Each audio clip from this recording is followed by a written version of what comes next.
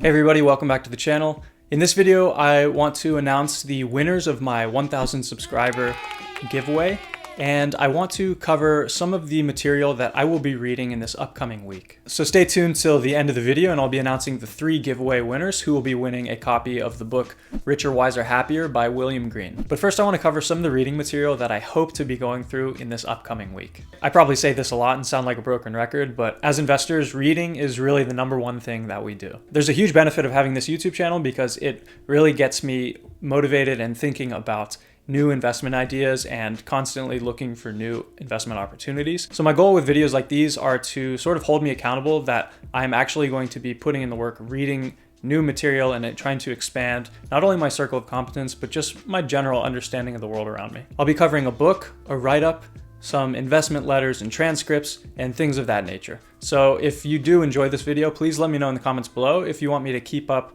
a series of either weekly, bi-weekly, or monthly reading material. So let's get started. There will be links to all the reading materials and to the Q&A winners in the description below if you want to hop straight to that point of the video. Okay, my #1 priority for this week is to read a behemoth of a write-up on Tencent. There's an investor I found out about on Twitter. His name is Jordan Nell, and he runs his portfolio under the name of Vineyard Holdings. Now, his fund hasn't been open that long. He started back in 2019. However, he has handily beaten the S&P 500 in that time. So I'm going to continue to look forward to following this investor as he continues on his journey and hopefully continue to learn from him about specific companies. So Jordan has posted this free write-up called Monopolies with Growth, Tencent. I think it's generally understood that Tencent is a behemoth, and he's going as far as to say that it is a monopoly. So I'm always interested in investing in monopolies. Now, this write-up is 86 PDF pages, which is pretty massive. So it's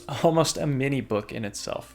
And the main reason why I want to read it despite the length is that Tencent is a competitor of Alibaba. And I've been studying Alibaba quite a bit recently, and I think it's really important to understand the competitors pretty much as well as Alibaba itself. So I'm really excited to dig into it. Looks like Jordan's put together a really professional write-up. Jordan goes over the main business assets within Tencent, starting with WeChat, which is probably the biggest and well-known part of the Tencent business. And then he moves on to other areas such as the gaming, media, fintech, and cloud businesses, just to name a few. It also looks like he covers valuation. He describes Tencent's moat.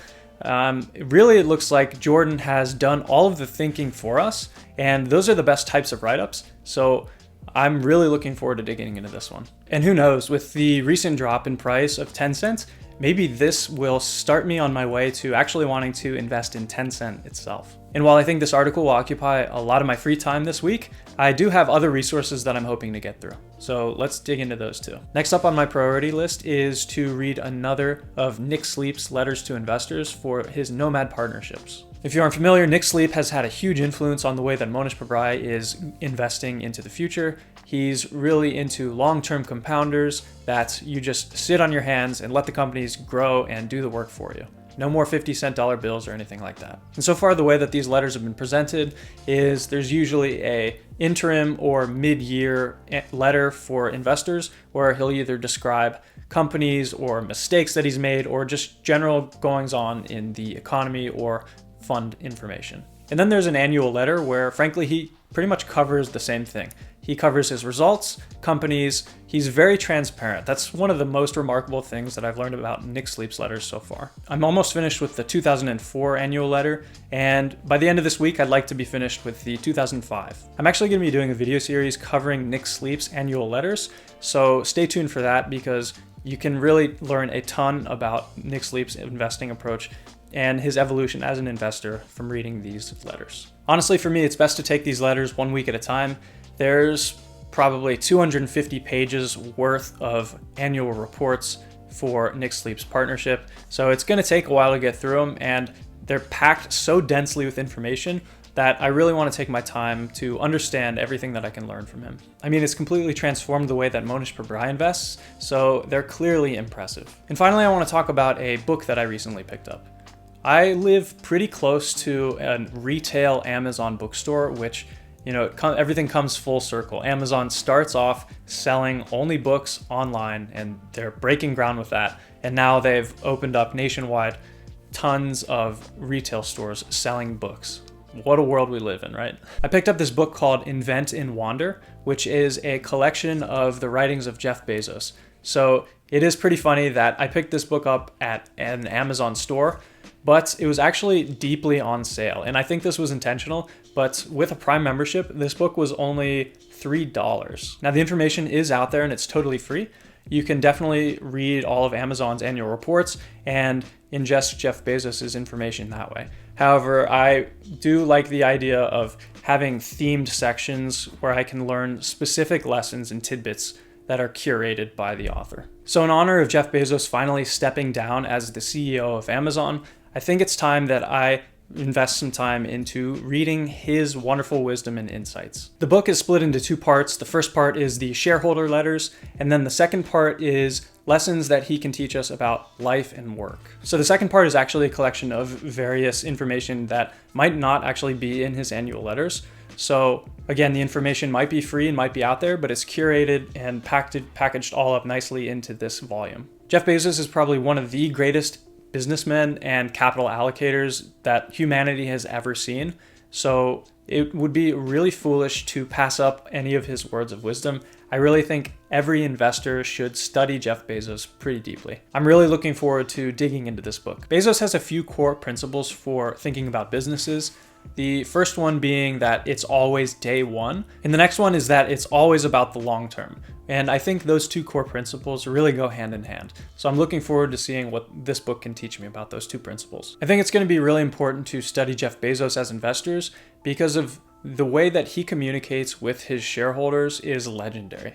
And if we can find managers who in any way, shape, or form resemble Jeff Bezos, then those are businesses that we probably want to investigate very heavily. Managers like Jeff Bezos are not common, so we really want to pay attention and basically soak up everything like a sponge that we can learn from these great businessmen. And who knows, maybe studying Bezos will help us recognize the next long-term compounders for our portfolios, and we can just sit on our hands and let the wonderful management grow our money for us. Nick Sleep was probably obsessed with Jeff Bezos, and the investment results for the Nomad Partnerships and Amazon as a company, they speak for themselves. Let me know if you've read any of these resources so far. I'm really interested to hear your takeaways and opinions from these pieces. Also, let me know if you want me to continue to do series like this where I cover what I'm planning on reading for the week to come. Okay, now let's move on to the giveaway portion of this video. I'm very excited to announce the 3 winners of my 1,000 subscriber giveaway. Again, the prize for that giveaway is a copy of Richer, Wiser, Happier by William Green, which is my top investing book that I've read so far this year. I think the best way to handle this giveaway is for you to DM me on Twitter if you aren't announced one of the winners. If you could please comment on the video with your Twitter handle, and so I can know that it's actually you who is giving me a direct message. I asked each entrant to tell me what country they're currently located in and who their favorite investor of all time is.